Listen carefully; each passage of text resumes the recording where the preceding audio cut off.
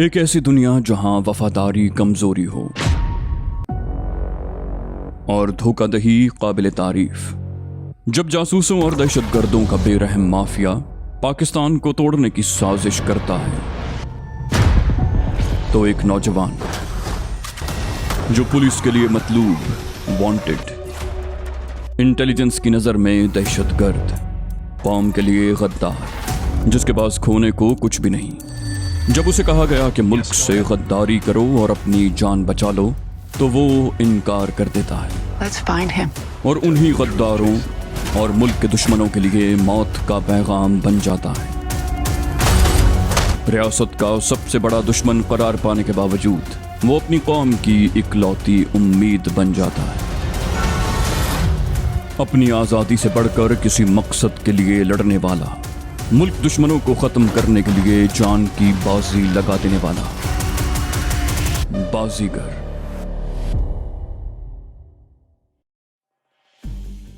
Gloria के जाने के बाद मैं एक मर्तबा फिर फर्डिनेंड के पास चला गया।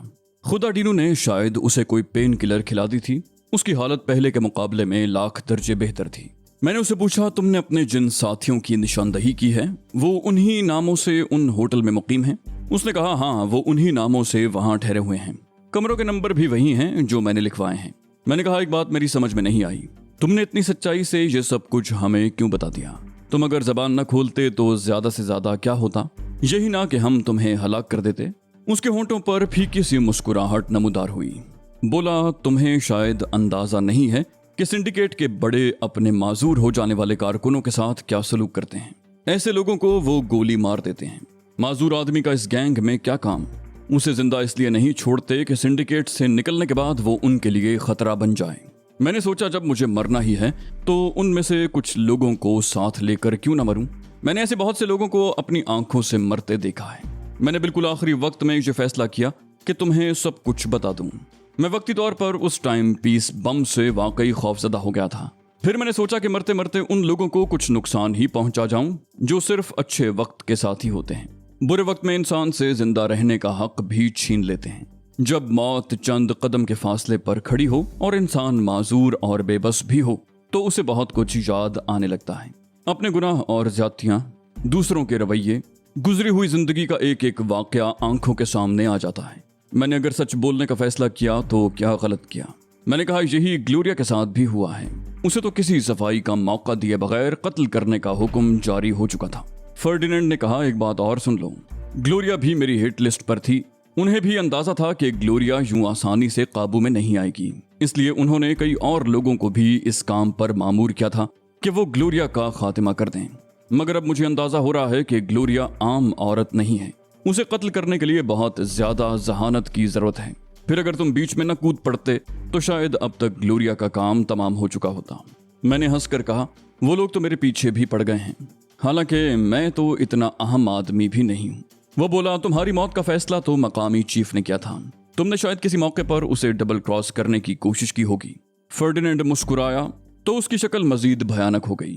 वो बोला, उन लोगों को अंदाजा ही नहीं था कि तुम उनके लिए इतना बड़ा खतरा बन जाओगे, वरना ग्लोरिया से पहले वो तुम्हें ही खत्म कर देते। अब वो लोग तुमसे भी उतने ही खौफजदा हैं जितने ग्लोरिया से। मैं कुछ देर उसके साथ बैठा बातें करता रहा, फिर उठकर दूसरे कमरे में आ गया। ग्लोरिया दरी पर लेटी सो रही थी। तैमूर जाने कहाँ था। थोड़ी देर के बाद बाहर गाड़ी रुकने की आवाज आई तो मैं समझ गया कि अली मुराद वापस आ गया है। मेरा अंदाजा दुरुस्त था, वो अली मुराद ही था। उसके हाथों में शॉपिंग बैग्स थे। मैंने हंसकर कहा, ये तुम क्या पूरी मार्केट उठा लाए हो? मेरी आवाज से ग्लोरिया भी उठ गई। अली मुराद ने कहा, साईं, मैंने बहुत सी ऐसी चीजें भी खरीद ली हैं जो हमारे काम आ सकती हैं। फिर उसने शॉपिंग बैग्स में से सामान निकालना शुरू किया। उसमें 2 जनाना शलवार सूट थे, कॉन्टैक्ट लेंस थे, हेयर कलर, मुख्तलिफ लोशन और इस तरह की दूसरी चीजें। मैं अली मुराद की जहानत पर हैरान रह गया। उसने हंसते हुए कहा, इतना हैरान ना हो साईं, आप शायद भूल गए हैं कि मैंने कहा, मैं जानता हूं अली मुराद कि तुम पढ़े लिखे आदमी हो। हैरानी तो मुझे इस बात की है कि इन सब चीजों का ख्याल मुझे क्यों नहीं आया। तैमूर शायद लॉन में था। थोड़ी देर के बाद वो भी आ गया। उसने तजवीज पेश की कि अगर ग्लोरिया बालों को स्याह करके कॉन्टैक्ट लेंस लगा ले और शलवार सूट पहन ले तो ये खुद को भी नहीं पहचान सकेगी। ग्लोरिया ने कहा, बालों को ड्राई करने की जरूरत भी नहीं है। मैं अगर गोल्डन फ्रेम का चश्मा लगा लूं और तुम्हारी खवातीन की तरह सर पर दुपट्टा ओढ़ लूं तब भी मुझे पहचानना मुश्किल होगा। मैंने ग्लोरिया से कहा, ठीक है तुम तैयारी करो। फिर अली मुराद से कहा, तुम भी ग्लोरिया के साथ होटल जाओगे, हर तरह की तैयारी के साथ जाना और किसी के साथ किसी भी किस्म की कोई रियायत मत करना। और हाँ, खुदा डीनू से कहना कि वो मेहमान का खास ख्याल रखे। मुझे और तैमूर को कोई खास तैयारी नहीं करना थी, सिवाय इसके कि हम अपना असलहा वगैरह चेक कर लेते। मैंने आईजी साहब का एड्रेस एक पर्चे पर नोट किया और अच्छी तरह ज़हन नशीन भी कर लिया। फिर अचानक मुझे ख्याल आया कि हमें इस काम के लिए 2 गाड़ियों की ज़रूरत पड़ेगी। ये गाड़ी ग्लोरिया और अली मुराद ले जाएंगे। मैंने इसका तस्करा अली मुराद से किया तो वो हंस कर बोला, साईं इसकी फिक्र मत करें, मैं अभी खुदा डीनू के साथ जाता हूँ और बड़े साईं की दूसरी गाड़ी ले आता हूँ। मैंने कहा, नहीं अली मुराद, मैं इन मामलात में बड़े साईं को इन्वॉल्व नहीं करना चाहता, हमें गाड़ियों का बंदोबस्त कहीं और से करना पड़ेगा। वो बोला, फिर तो कोई मसला ही नहीं है, हम लोग किसी पार्किंग से 2 गाड़ियां उठा लेते हैं, उनकी नंबर प्लेटें बदलना मुश्किल नहीं होगा। मालिक की रिपोर्ट के बाद अगर गाड़ी की तलाश हुई भी तो कल सुबह से पहले मुमकिन नहीं होगी। उस वक्त तक हमारा काम हो चुका होगा और हम वो गाड़ियां कहीं भी छोड़ देंगे। मैंने कहा, आइडिया अच्छा है, चलो मैं तुम्हारे साथ चलता हूँ। ग्लोरिया को तैयारी के लिए वक्त चाहिए, अली मुराद हमें किसी भी ऐसी जगह छोड़ देगा जहां हमें आसानी से गाड़ियां मिल जाएं। फिर मैं और तैमूर अली मुराद के साथ गाड़ी में रवाना हो गए। हैदरी के इलाके में कई गाड़ियां खड़ी थीं। मैं पहले अच्छी तरह अपनी तसल्ली कर लेना चाहता था। यह भी मुमकिन था कि गाड़ी का मालिक मुझे या तैमूर को रंगे हाथों पकड़ लेता। उसी वक्त सफेद रंग की एक शराड वहां आकर रुकी। गाड़ी बहुत अच्छी कंडीशन में थी और गुज़श्ता साल का मॉडल था। उसमें से एक खातून बहुत अदाज से पर्स लहराती हुई निकली और लचकती हुई मार्केट की तरफ बढ़ गई। मैंने आसपास का जायजा लिया, उस गाड़ी की तरफ कोई भी मुतवज्जे नहीं था। मैंने तैमूर को इशारा किया और उससे कहा कि अगर हम 2 दफा हॉर्न दें तो समझ जाना खतरा है। तैमूर फुर्ती से शराट की तरफ बढ़ गया। मेरी नजरें मार्केट के दाखिली रास्ते की तरफ थीं। मुझे खतरा था कि कहीं ऐन वक्त पर खातून लौट ना आए। तैमूर उस वक्त तक गाड़ी का दरवाजा खोल चुका था और अब मास्टर की से गाड़ी स्टार्ट करने की कोशिश कर रहा था। अचानक मुझे वही खातून दिखाई दी। वो खरामा खरामा मार्केट से बाहर आ रही थी। मेरा हाथ बेख्तियार हॉर्न पर गया, मगर तैमूर उससे पहले ही गाड़ी स्टार्ट कर चुका था और अब उसे बैक कर रहा था। फिर उसने बहुत फुर्ती से स्टीयरिंग काटा और हवा हो गया। वो गाड़ी की मालिका के सामने से गुजरा था, मगर उसे एहसास भी ना हो सका कि ये गाड़ी उसी की है। मैंने अली मुराद को गाड़ी से उतरने का इशारा किया, फिर खुद भी नीचे आ गया। खातून ने पहले तो अपनी गाड़ी की तलाश की, फिर घूम फिर कर मुख्तलिफ गाड़ियों का जायजा लिया कि मुमकिन है पार्किंग की जगह याद न रही हो। फिर उन्होंने बुलंद आवाज में कहा, मेरी गाड़ी कहाँ गई? उनके शोर शराबे पर कई लोग उनकी तरफ मुतवज्जे हो गए। कोई गाड़ी का रंग और मॉडल पूछ रहा था, कोई कलर और नंबर। वो सबको चीख चीख कर बता रही थी कि मैंने अभी 10 मिनट पहले गाड़ी यहाँ पार्क की थी। गाड़ी के साथ मेरे जेवरात भी थे। मैंने अभी ज्वेलर से जेवरात लिए थे। अचानक दराज कद का एक आदमी आगे बढ़ा और अक्खड़ लहजे में बोला, ये आप लोगों ने रश क्यों लगा रखा है? अगर किसी को गाड़ी ले जाते हुए देखा है तो उसका हुलिया बताओ। ये सुनकर लोग आहिस्ता आहिस्ता वहां से खिसकने लगे। वो शख्स अपने हुलिये और गुफ्तगू से पुलिस वाला लग रहा था। फिर वो खातून से मुखातिब हुआ, आप यहाँ शोर मचाने की बजाय थाने जाकर रिपोर्ट लिखवाएं। मेरा ताल्लुक भी पुलिस से है, मगर मैं इस इलाके के थाने में नहीं होता। मुझे अपनी गाड़ी का नंबर और मॉडल वगैरह बता दें और अपना एड्रेस भी दे दें। मुमकिन है चोर मेरी नजरों में आ जाए। खातून ने उसे तफसील से गाड़ी के रंग, नंबर और मॉडल के बारे में बताया और अपने पर्स से एक विजिटिंग कार्ड निकाल कर उसे देते हुए कहा, ये मेरे हस्बैंड का कार्ड है, इसमें उनके ऑफिस और घर दोनों का फोन नंबर भी है और एड्रेस भी। अली मुराद ने सरगोशी की बोला, साईं मुझे ये पुलिस वाला नहीं लगता। पुलिस वाले तो FIR भी मुश्किल से काटते हैं और ये खुद ही अपनी खिदमत पेश कर रहा है, ये किसी और ही चक्कर में है।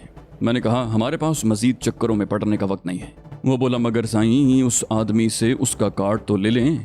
गाड़ी में उस बेचारी के जेवरात भी थे। काम होने के बाद गाड़ी को उसके घर के पास छोड़ देंगे, फिर उसे फोन कर देंगे। फिर वो कुछ सोचकर बोला, मेरे ख्याल में साईं अब हमें किसी और गाड़ी की जरूरत नहीं है। मैं और ग्लोरिया बड़े साईं की गाड़ी में भी होटल जा सकते हैं। मैंने कहा, मगर वहां भी तो कोई ऐसी बात हो सकती है जिसमें बड़े साईं की गाड़ी खामखा मुलव्वस हो जाए। वो बोला, इस बात का बंदोबस्त भी कर लेंगे, मैं गाड़ी की नंबर प्लेट तब्दील कर दूंगा। मैंने उसे घूर कर देखा और कहा, यह बात तो पहले भी की जा सकती थी। अली मुराद ने कहा, साईं पहले ये बात आप मानते कब? वरना अगर पुलिस या कोई भी गाड़ी का असली नंबर भी नोट कर ले तो कोई फर्क नहीं पड़ता। मैं किसी भी थाने में गाड़ी की चोरी की FIR कटवा सकता हूँ। मैंने कहा, ये सब बातें तुम मुझे अभी बता रहे हो? मैंने तो इस ख्याल से बड़े साईं की गाड़ी इस्तेमाल करने से मना किया था कि बात उन तक पहुंचेगी और मुझे शर्मिंदगी होगी। अगर तुम अपने तौर पर यह काम कर सकते थे तो पहले क्यों नहीं बोले? बोला, साईं आपके गुस्से से भी तो डर लगता है, आप मुखालिफत बर्दाश्त कब करते हैं? उसने ये बात कुछ ऐसे मिस्कीन लहजे में कही कि मुझे बेख्तियार हंसी आ गई। मैंने कहा, अच्छा चलो अब जरा नेकी कर लो, उस आदमी को पकड़ो जो गाड़ी वाली खातून का पता ले गया है। वो आदमी वहां से कुछ हट कर खड़ा हो गया। ऐसा लग रहा था जैसे वो किसी का इंतजार कर रहा हूँ। गाड़ी वाली खातून एक रिक्शे में सवार होकर गालिबन थाने जा रही थी। मैं और अली मुराद गाड़ी में बैठे और बहुत उजलत में ये तय किया कि उस आदमी को कैसे पकड़ना है। अली मुराद ने ऐन उसके सामने गाड़ी रोक दी और खिड़की से गर्दन निकाल कर बोला, भाई साहब जरा सुनिए। उस शख्स ने चौंक कर अली मुराद को देखा और बोला, जी जनाब हुक्म करें। मैं इस दौरान में गाड़ी से नीचे उतर चुका था और गाड़ी की पुश्त की तरफ से घूमकर ड्राइविंग सीट की तरफ आ गया था। वो आदमी अली मुराद की बात सुनने के लिए गाड़ी के दरवाजे पर झुका हुआ था। अली मुराद ने पूछा, मियाँ गनी प्लाजा किस तरफ है? वो आदमी मुंह ही मुंह में बड़बड़ाया, गनी प्लाजा? फिर कुछ सोचकर बोला, यहाँ तो इस नाम की कोई बिल्डिंग नहीं है। मैंने पीछे से अचानक कहा, तुम दुरुस्त कर रहे हो मेरे भाई? वो बुरी तरह उछल पड़ा। मैंने कहा, यहाँ इस नाम की बिल्डिंग तो नहीं है, मगर मेरी जेब में पिस्टल मौजूद है। सीधी तरह गाड़ी में बैठ जाओ, मैं जेब के अंदर से भी फायर कर सकता हूँ। वो थूक निकल कर बोला, मगर आप लोग कौन हैं? मैंने तंजिया लहजे में कहा, हम खुदाई फौजदार हैं। गाड़ी में बैठते हो या फायर करूं? मेरा लहजा सफाक हो गया। अली मुराद ने हाथ उठाकर पिछला दरवाजा खोल दिया। वो गाड़ी में बैठते हुए बोला, तुम मुझे कहाँ ले जा रहे हो? शायद तुम जानते नहीं कि मेरा ताल्लुक पुलिस से है। मुझे ले जाकर तुम किसी मुसीबत में पड़ जाओगे। मैंने उसके बराबर बैठते हुए कहा, मैं भी जानता हूँ कि तुम्हारा ताल्लुक पुलिस से है, इसीलिए तो तुम्हें उठा रहे हैं। रही बात हमारे मुसीबत में पड़ने की, तो तुम उसकी फिक्र न करो। हम जब से पैदा हुए हैं मुसीबतों में ही पड़े हुए हैं। मैंने अचानक मशीन पिस्टल जेब से निकालकर उसकी कनपट्टी से लगा दिया। मैंने कहा, मुझे वो कार्ड चाहिए जो उस गाड़ी वाली खातून से लिया था। उसने जल्दी से कहा, तुम पेड्रो के आदमी हो? मैंने तंजिया कहा, नहीं, मैं फिडल कैस्ट्रो का आदमी हूँ। कार्ड निकालो वरना मार के लाश गाड़ी से बाहर फेंक दूंगा। उसने जेब में हाथ डाला तो मैंने कहा, सिर्फ कार्ड ही निकालना, वरना मुझसे पहले फायर नहीं कर सकोगे। उसके हाथ बुरी तरह लरज रहे थे और यूं भी मुझे अंदाजा हो गया था कि उसके पास रिवॉल्वर वगैरह कुछ नहीं है। उसने कांपते हुए हाथ से अपना पर्स खोला। वो कार्ड निकाल ही रहा था कि मैंने वो पर्स उसके हाथ से छीन लिया। उसने कहा, उस्ताद भोला पेडू से निमट लेगा, ये इलाका हमारा है। एक तो तुमने इस इलाके में वारदात की, फिर मुझसे कार्ड भी छीन लिया। मैंने कहा, उस्ताद भोले से कहना, इस दुनिया में ज्यादा भोले आदमी का गुजारा नहीं है। यूं भी ये कार्ड तुम्हारे लिए बेकार है। गाड़ी तो अब पेड्रो के पास पहुंच चुकी होगी। उसने खुद पर काबू पाते हुए कहा, वो तो खैर देखी जाएगी। जब पेड्रो ने खुद एक बात तय की थी तो उसकी खिलाफ वर्जी कैसे की? मैंने कहा, पेड्रो ने कहा है कि पहल तुम्हारी तरफ से हुई है, ये तो जवाबी कार्रवाई है। कल हमारे इलाके से तुम्हारे आदमी ने गाड़ी भी उठाई और एक औरत का पर्स भी छीना। कह दो कि ये गलत है। मैंने अंधेरे में तीर फेंका। उसने हैरत से कहा, कल ऐसी वारदात कब हुई है? कल तो हमारे किसी आदमी ने लालू खेत और गोली मार का रुख भी नहीं किया। मैं तंजिया अंदाज में हंसा, कहा, गोली मार? वो गाड़ी पेट्रोल पंप के एरिया से उठाई गई है। उसे क्या तुम अपना इलाका समझते हो? मैं उससे सिर्फ ये उगलवाना चाह रहा था कि उनका इलाका कौन सा है और पेड्रो का कौन सा। इन लोगों से बाद में बहुत से काम निकल सकते हैं। उसकी गुफ्तगू से अंदाजा हो गया कि उनका इलाका नॉर्थ नाज़िमाबाद और पेड्रो लालू खेत और गोलीमार के इलाके में कार्रवाइयां करता है।